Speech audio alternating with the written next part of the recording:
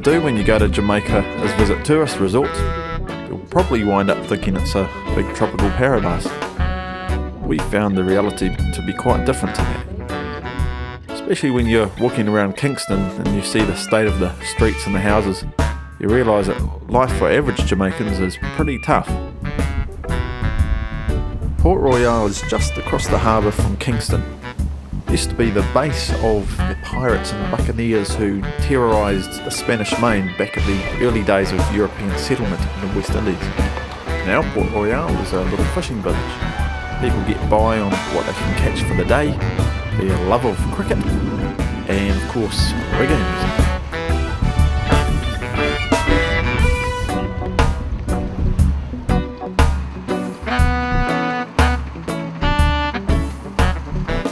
Traditionally, the sugarcane was all harvested by hand.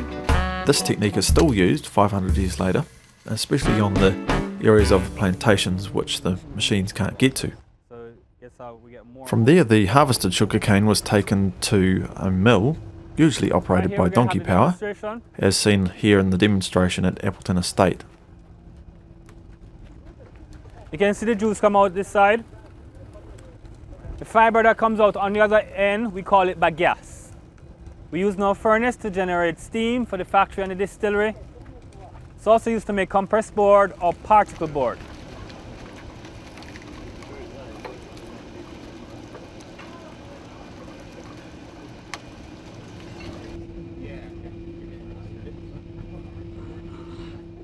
Well, you won't get any fresher than pure donkey squeezed sugarcane syrup. This is the one. And he gets to enjoy the fruit of his labours as well. Inside here. First we saw the cane juice come out to the mill. When it leaves the mill, it comes to our copper pot here. It is then heated for 2 to 3 hours. When it cools, it forms a wet crystal, what we call wet sugar. Then when it leaves here, it comes across to our centrifugal basket. The wet sugar is poured inside while it spins at an RPM of 1200 to 1400 RPM.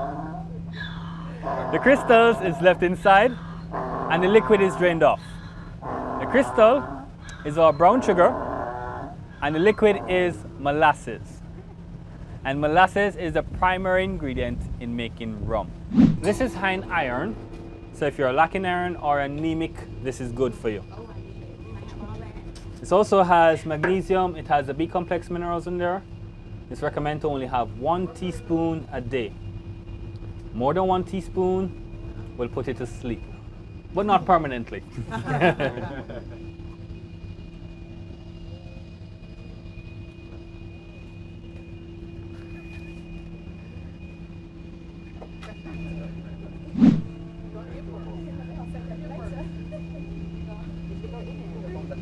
Well, if you think Marmite's strong, try sucking back a bit of this stuff. I'll definitely be sticking to 1 teaspoon a day, I think.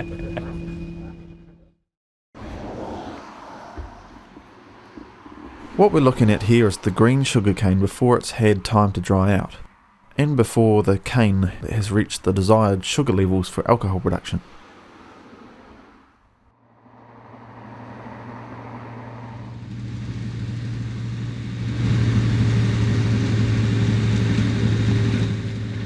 When the cane leaves the field, about 10 to 14% of its weight is actual sugar. The cane is washed to remove dirt and loose material that doesn't contain sugar. Then it's chopped up into small pieces and the fibre is removed. The result of this process is a sticky brown goo or molasses. This is fermented and then sent on for the next stage in the journey of rum. We have 6 stills, 1 column still, 5 pot still. The column still is a more modern still. The process takes 2.5 hours to be done. It's a continuous process. While a pot still is a batch process, takes 8 hours to be done. Pot still consists of 4 sections where we have the kettle, first retort, second retort. Those are the distilling processes. Then we have the condenser. When that product is finished, it's 90 to 95% alcohol, what you probably call moonshine or rocket fuel. But when the rum is finished, it goes into a tanker, goes to J. Ray and Nephew, our parent company. to be watered down, put in barrels for aging.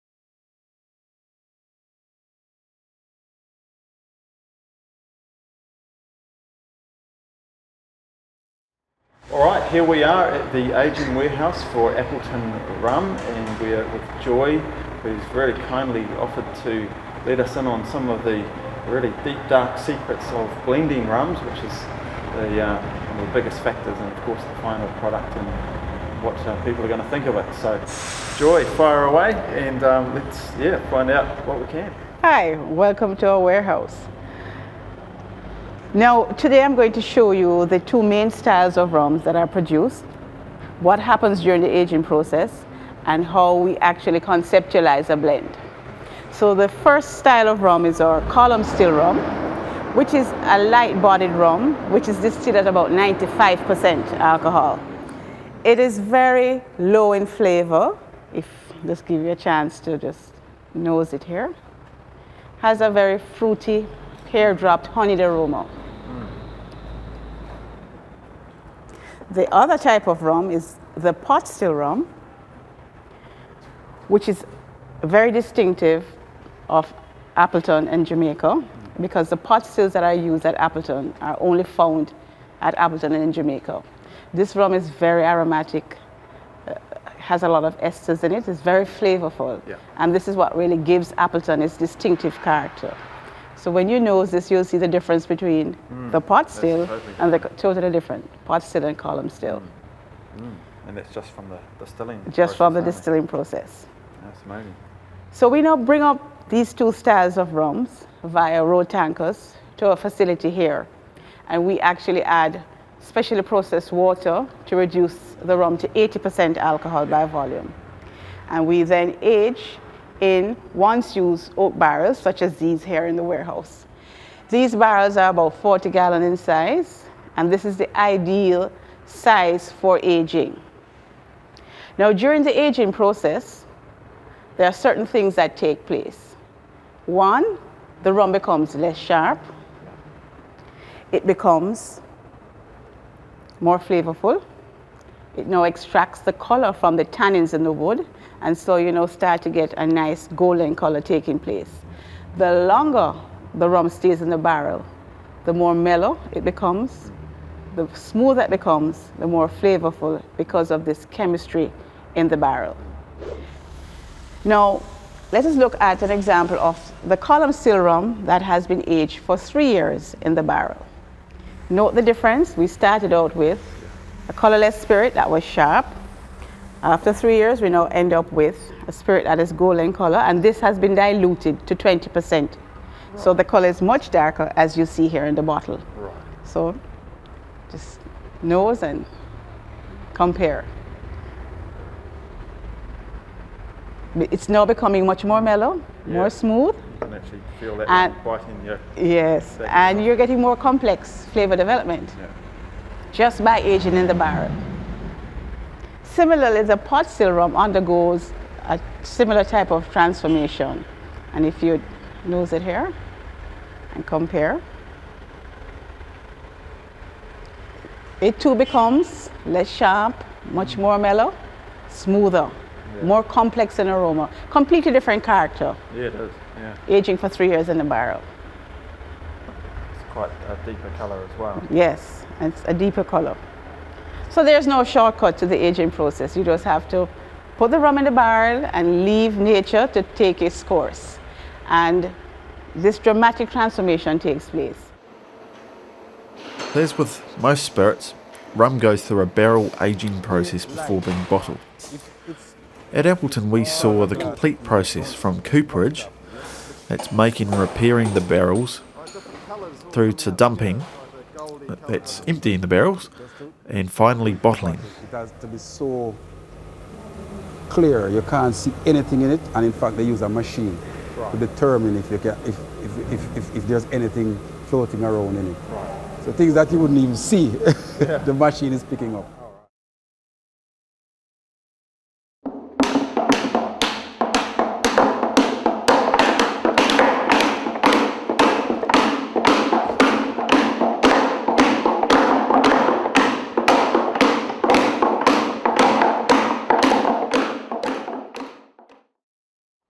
After a hard day at the distillery, it's time to head back to our secure accommodation for a well-deserved break. Bit of a chill out and get ready for our evening's activities, trying out rum cocktails.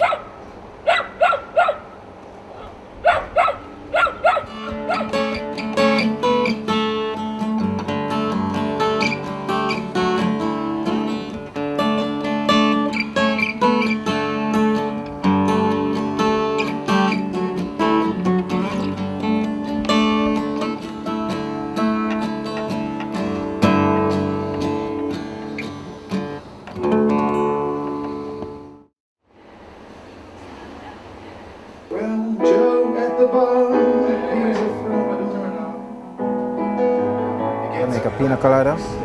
Okay, I'm gonna use coconut rum. It's 1.5 ounce coconut rum.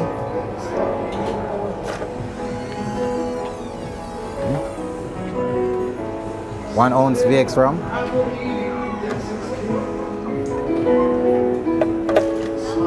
Okay. Splash of pineapple juice.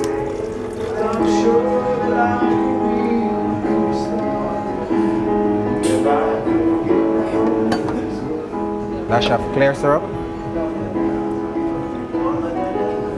Okay. Some coconut cream.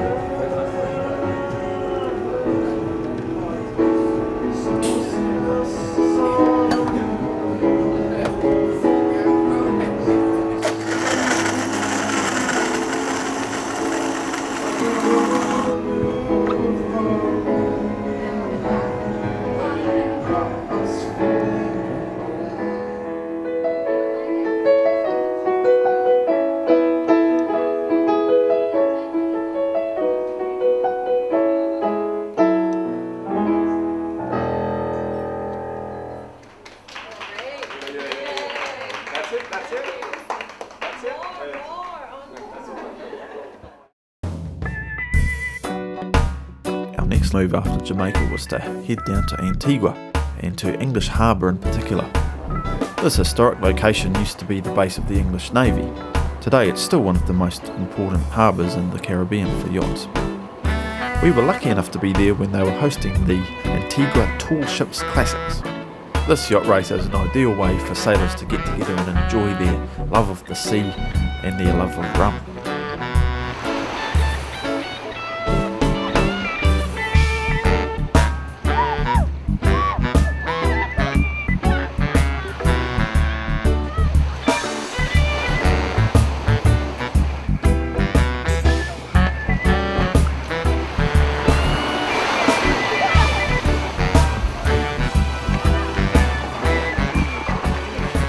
Considering the close link between rum and the sea, we thought it was appropriate to track down a man who's widely recognised as one of the world's leading authorities on rum.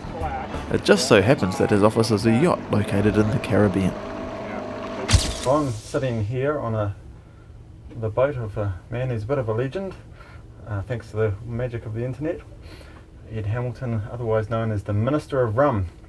And to kick off, Ed, I've got a bit of a present from you from some mates of ours in New Zealand. It's a couple of bottles of Roaring 40s rum, Thanks, Sam. New Zealand made. I'm familiar with it, but I haven't tasted this one yet. I've been a little deprived. Yeah. Okay. Well, this one's 40% alcohol. Roaring 40s rum, oak aged. Looks like it's colored a little bit. It doesn't have an age statement. Distilled on the shore of the Tasman Bay, South Pacific Distillery, New Zealand. Nelson. I like to start with the color. It's a nice dark color. It's almost opaque.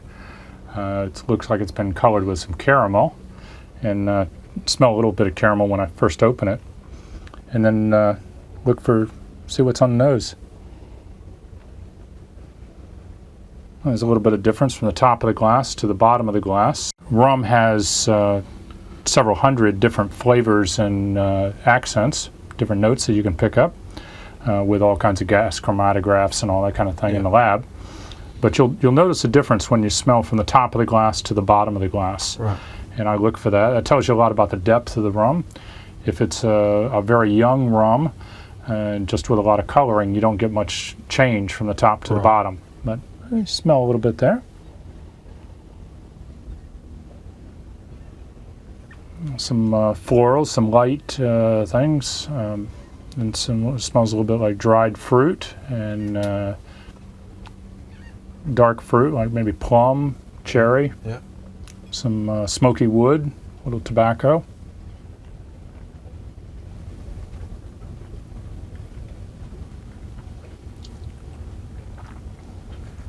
A lot of people want to spit it out, and I prefer to drink it myself. And you get a little bit of the flavor. It's a little difficult if you do too many in one day. Yeah. But has a nice round feeling in the mouth, and nice balance. Nothing real sharp. No sharp edges sticking and biting you, kicking you. Doesn't feel like you swallowed a sword. And some candied fruit, maybe pecans in there. Just hints of cinnamon. Nice smooth finish, lingering finish. Nothing objectionable. First I look for things that are objectionable, and then I look for things that are more pleasant. The objectionable things will jump right out at you when you taste a spirit, any spirit. Yeah. And the pleasant things are a little more subtle. Yeah. But, very nice spirit. Taste a little bit of the smoke from the barrels, and the tannins from the barrels, and a little bit of sweetness. That's from the vanilla in the barrel. Yeah. The sucrose that's left over, the residual in the wood. I understand these are French oak barrels. They've probably been used for something else. I don't know. We were very privileged to be invited as guests of the Minister of Rum to the Top Club. I'm Sam and Vance from New Zealand doing a little documentary.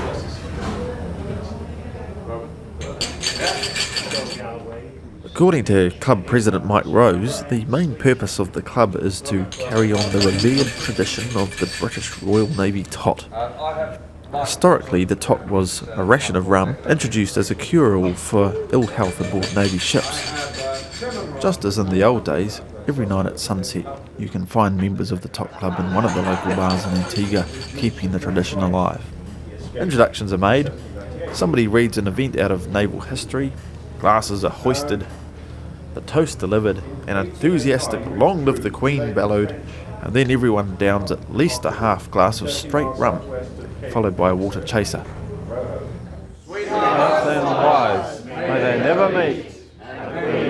God bless her. Well, the slave triangle, in fact it was 4 legs, it wasn't 3, it was a short leg from here up to the States. The slave triangle was they would take on trade goods and supplies in places like Liverpool and whatever. They would sail down to the west coast of Africa, trade the goods for slaves. Okay, then we transported them across to the Caribbean, where some were landed, and then they went up to the States, where the rest were landed, with a cargo of sugar or rum, and then they topped it up eventually with cotton and whatever in the States, and then back to the UK with a cargo of rum and sugar and cotton, and that was how it sort of basically worked. Lawrence, could you just tell us a bit about where you're from and how you've ended up here in Antigua doing master blending? Well, I am a French winemaker, but specialized in spirits. So I am working with Antigua Distillery since 6 months now. I am the master blender of the distillery. That means I am in charge of fermentation, distillation, aging, blending, quality control, and R&D, means improvement of the blend, at present blend, and also preparation of new blends for the future. That's good. All right, Lawrence, well, tell us a bit about the cask room here and your aging process that you use after the distillation has been done. The aging process is an important part of the rum making. Here it's the cask room to age rum. The main purpose is to improve the quality of the molasses spirits at the end of the distillation. This aging process in Antigua is very important and a very good one. The reason is because we do have a dry climate in Antigua, means that temperature is high and humidity is very low. Means particularly that during the aging process a lot of evaporation are going to appear. What sort of percentage evaporation? Let's say up to 20% after 2 years. After 2 years, right. So if on one end we lose 20% of the water inside the barrel, on the other end some air are going to come inside. And this air is very important for some chemical reaction in order to facilitate the improvement of the quality. So the dry climate is favorable for evaporation. Temperature also is important in order to facilitate the chemical reaction. Upper temperature are better than lower temperature. But the wood extraction during this aging process is realized mainly through tannin extraction and lignin extraction. Tannin extraction will provide a change in the color, more yellow to light brown after a few years, and up to a brown dark color after 20 years. And also an improvement of the taste. The tannin will increase the quantity of wood impression in your mouth when you will be tasting this rum. This lignin will bring a lot of aromas. So whenever you will be tasting the cask rum, the rum from the cask, you will have this impression of wood, toasty aromas from the tannin, and also some almond taste, vanilla aroma from the lignin decomposition. And this decomposition is coming from the esterification, aldeification during the years in barrel.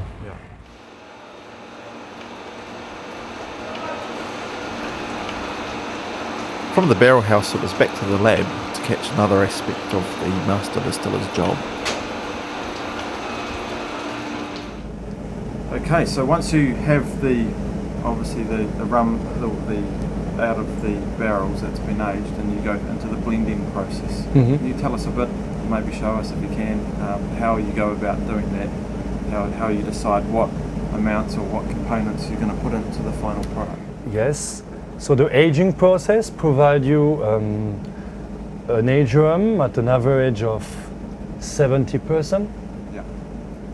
We don't sell rum at 70%. That means we'll have to reduce the alcohol strength. We do that with water. Yeah. So we add the water step by step, slowly, to reduce the alcohol from, let's say, 70 to 40%. We add also some caramel in order to buffer the different quality of aging between the different barrels. Right. Whenever we do a blend, we are blending, let's say, 50 barrels. Each barrel has got its own taste, and the caramel, as a neutralized product, help us to buffer the different taste, the different smell of different barrels. And a bit of colour as well, the caramel will add some? Yes, also the caramel will color it a little the rum at the end of the blending. Whenever these additions are finished, we rest the blend during a few days. For a regular dark rum, we rest a minimum of 1 week before to bottle the finished product. For a 5-year-old product, we will rest at least 3 weeks the product before to decide to bottle it.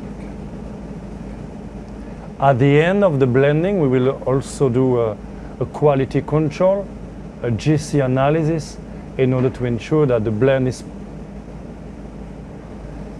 perfect as best as possible, let's say, and in order mainly to have a sustainable quality on each batch. Yeah.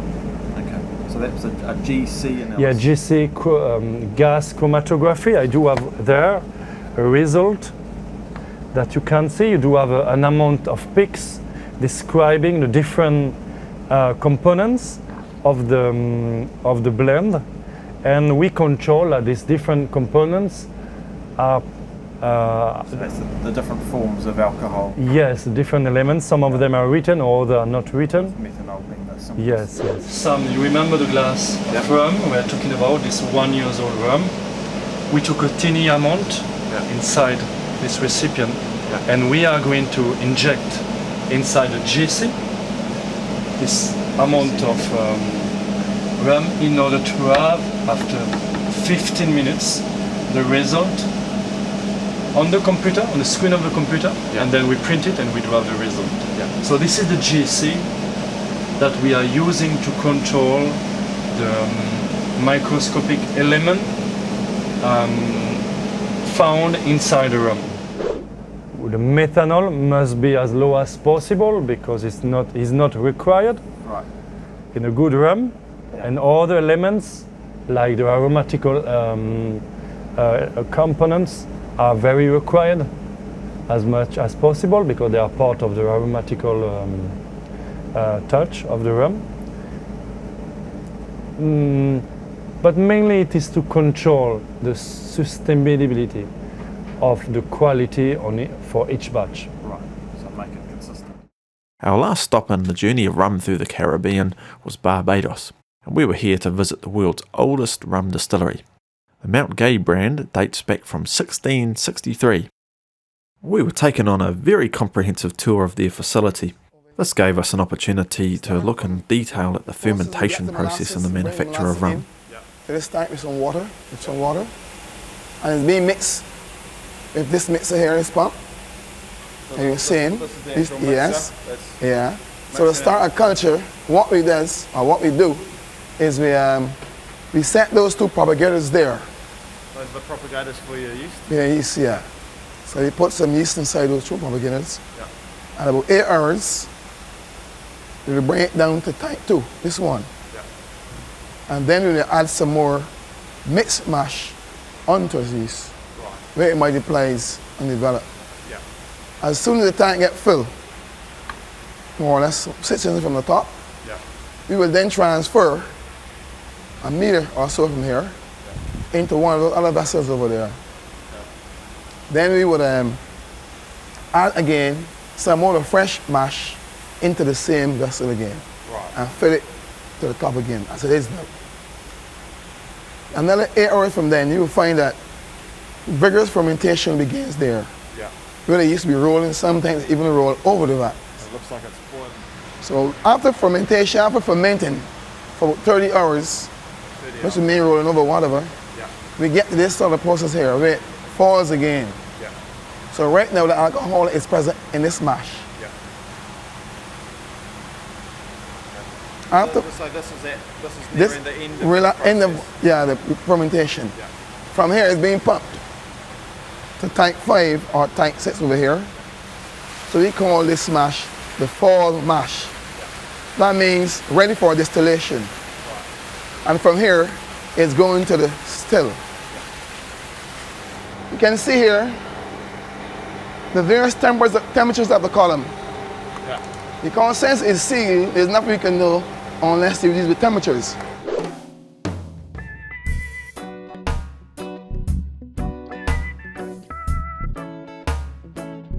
Well, that's about it for rum.